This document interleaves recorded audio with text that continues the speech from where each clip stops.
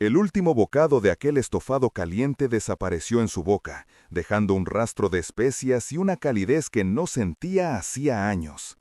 Rosa Isela observó cómo él terminaba, limpiándose la comisura de los labios con una delicadeza que contrastaba con el entorno ruidoso de la pequeña fonda. Ella sonrió, una sonrisa que, por un segundo, pareció disolver la suciedad de sus ropas y la vergüenza de su situación.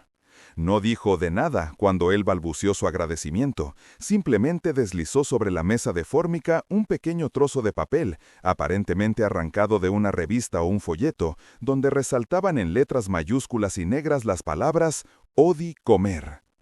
El indigente tomó el papel, confundido. «¿Odi comer?», pensó, frunciendo el ceño bajo la capa de hollín de su frente.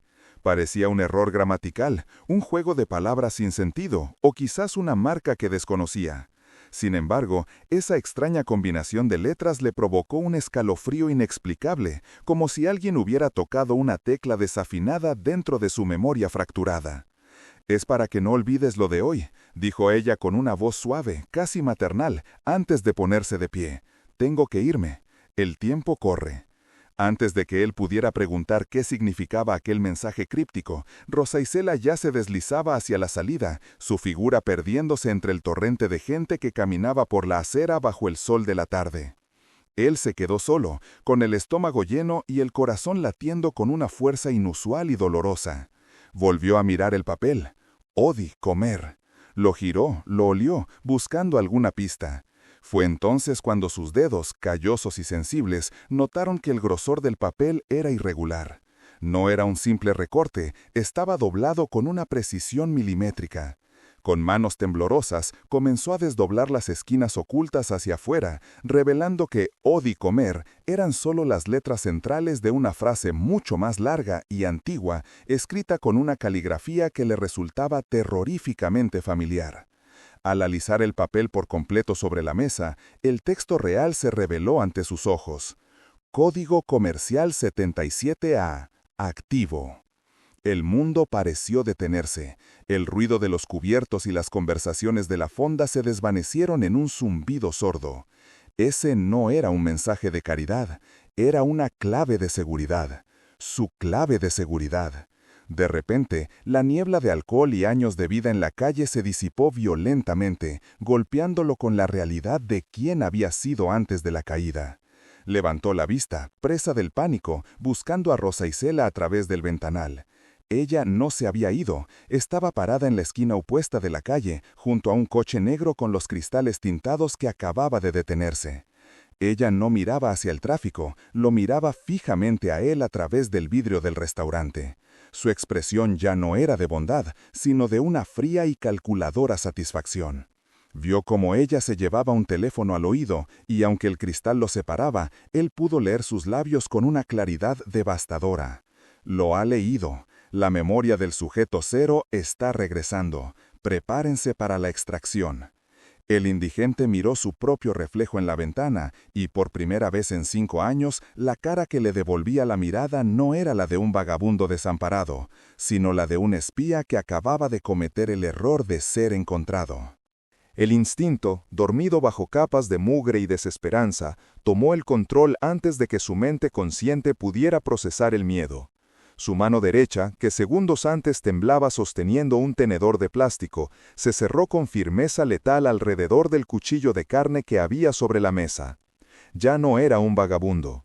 Era una máquina reactivada. Se deslizó de la silla con un movimiento fluido, agachándose bajo la línea de visión del ventanal. Los comensales a su alrededor continuaban su almuerzo, ajenos a que el hombre sucio de la mesa 3 acababa de transformarse en un arma cargada. En lugar de correr hacia la salida principal, donde el coche negro esperaba, giró bruscamente hacia las puertas batientes de la cocina. «Oiga, no puede entrar ahí», gritó un camarero, intentando bloquearle el paso. El indigente no se detuvo. Con una maniobra precisa, presionó un punto nervioso en el hombro del joven, quien se desplomó en silencio, paralizado por el dolor momentáneo pero incapacitante. Atravesó la cocina entre el vapor de las ollas y los gritos indignados de los cocineros, saliendo por la puerta trasera hacia el callejón, donde la lluvia caía con fuerza sobre los contenedores de basura. Esperaba encontrar el callejón vacío, una ruta de escape fácil. Se equivocó. 2 hombres con trajes tácticos y auriculares bloqueaban la salida del callejón. Al verlo, llevaron sus manos a las holsters bajo sus chaquetas. Pero el sujeto cero no frenó, aceleró. Usando la tapa de un contenedor como escudo improvisado, embistió al primero, desarmándolo con un crujido seco de muñeca, y utilizó el cuerpo del hombre cuando el segundo agente dudó en disparar. En 3 segundos, ambos hombres estaban en el suelo inconscientes. Respirando agitadamente, pero con el pulso extrañamente estable, el hombre revisó los bolsillos de uno de los agentes y encontró las llaves de un vehículo y una radio encriptada. Estaba a punto de huir cuando una voz femenina, tranquila y aterciopelada, resonó a su espalda, cortando el ruido de la lluvia. «Impresionante. 5 años de atrofia y tus reflejos siguen intactos». Él giró sobre sus talones, el arma arrebatada a la gente apuntando directamente a la frente de Rosa Isela. Ella estaba allí, bajo un paraguas negro, inmaculada, mirándolo con esa misma sonrisa indescifrable. No parecía asustada por el cañón de la pistola, parecía complacida. «Dame una razón para no matarte ahora mismo», gruñó él, y su voz ya no sonaba rasposa por el alcohol, sino grave y autoritaria. «Tengo una muy buena razón», dijo Rosa Isela, dando un paso adelante, ignorando el arma. «De hecho, ya la tienes en tu estómago». Él frunció el ceño sin bajar la guardia. «¿De qué hablas?» «El código en la servilleta. Odi comer.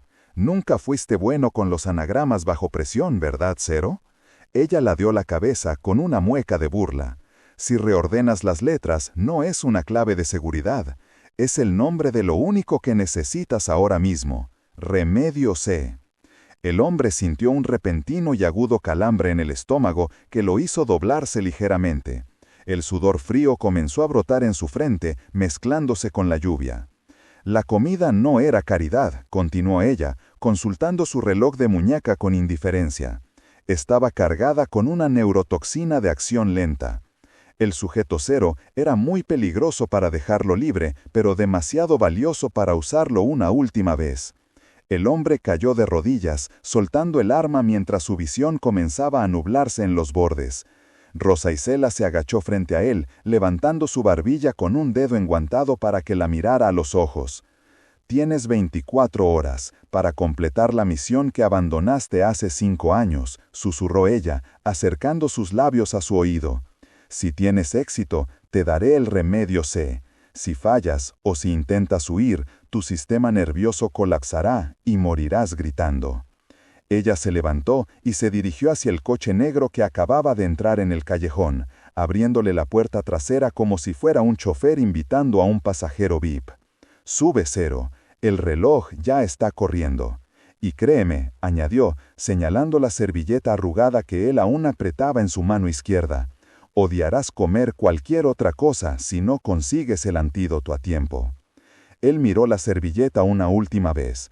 Las letras ODICOMR parecían bailar burlosamente bajo la lluvia.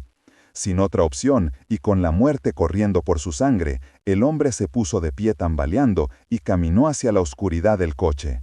Justo antes de cerrar la puerta, vio que en el asiento del copiloto había una carpeta con una fotografía. La foto era de él mismo, pero vestía uniforme militar y estaba estrechando la mano del hombre que, según las noticias de esa mañana, acababa de ser elegido presidente del país. «¿A quién tengo que matar?», preguntó él, con la voz quebrada por el veneno. Rosa Isela sonrió desde el asiento del conductor y arrancó el motor. «A nadie», dijo ella, mirando por el retrovisor. «Tienes que salvarlo, porque tú eres el único que sabe dónde escondiste la bomba nuclear el día que perdiste la memoria». El motor del sedán negro rugió como una bestia herida mientras el vehículo salía disparado del callejón, incorporándose al tráfico bajo la lluvia torrencial. Cero se aferró al asidero de la puerta, sintiendo cómo un fuego líquido comenzaba a extenderse desde su estómago hacia sus extremidades. No sabía si era el miedo o el veneno que Rosa Isela había mencionado, pero cada segundo que pasaba, la realidad parecía fracturarse un poco más. 5 minutos, anunció ella con frialdad, zigzagueando entre los coches con una destreza militar. Si no llegamos al búnker antes de que la toxina llegue a tu corazón, la ubicación de la bomba morirá contigo, y también la mitad de la ciudad. Zero miró de nuevo la fotografía en su regazo. El rostro del presidente le resultaba inquietantemente familiar, no por las noticias, sino por una sensación táctil en sus manos. Recordaba la firmeza de ese apretón de manos, el olor a colonia cara y a tabaco rancio. ¿Por qué yo?, murmuró Zero, sintiendo que la lengua se le entumecía. Si soy un héroe, ¿por qué vivía en la basura? Porque la mejor forma de esconder un secreto es esconder a quien lo guarda, respondió Rosa, girando bruscamente el volante hacia una rampa oculta que descendía bajo el Palacio Nacional. Te borraste a ti mismo para proteger el código. Odi comer no es solo una frase absurda, Zero, es la llave. El coche derrapó hasta detenerse frente a una puerta de acero reforzado. 2 guardias armados se acercaron, pero al ver a Rosa, asintieron y desbloquearon el acceso biométrico. Ella empujó a Zero fuera del coche. ¡Corre!, gritó ella, arrastrándolo hacia un ascensor privado. El ascenso fue vertiginoso. Cuando las puertas se abrieron, Zero se encontró en una sala de crisis ovalada, llena de pantallas y generales gritando órdenes. En el centro, con el rostro pálido y descompuesto, estaba el presidente. Al ver entrar a Zero, el mandatario dejó caer el teléfono rojo que sostenía. «Dios mío», susurró el presidente, pero no parecía aliviado, parecía aterrorizado. «Dijeron que te habían neutralizado». «Trae el antídoto», ordenó Rosa Isela, empujando a Zero hacia el escritorio presidencial. «¡Ahora!». Zero cayó de rodillas, el dolor en su abdomen era insoportable. Apretó la servilleta arrugada en su mano. «Odi comer». Las letras bailaban ante sus ojos. De repente, una sinapsis se disparó en su cerebro. No era una frase, era un anagrama. Su mente de espía, despertando por la adrenalina, reordenó las letras instintivamente. O, D, I, C, O, M, R. Micro. No. Domi. No. El presidente se acercó temblando, pero no le ofreció ningún antídoto. En su lugar, sacó una pistola de su cajón y apuntó a la cabeza de Zero. «Lo siento, viejo amigo», dijo el presidente, con lágrimas de pánico en los ojos. «No puedo permitir que recuerdes dónde la pusiste. Si hablas, todo mi gobierno se derrumba». «¡No!», gritó Rosa Isela, interponiéndose. Pero no apuntó al presidente, se giró y apuntó su arma hacia la puerta, bloqueando la salida. «Nadie va a disparar». Zero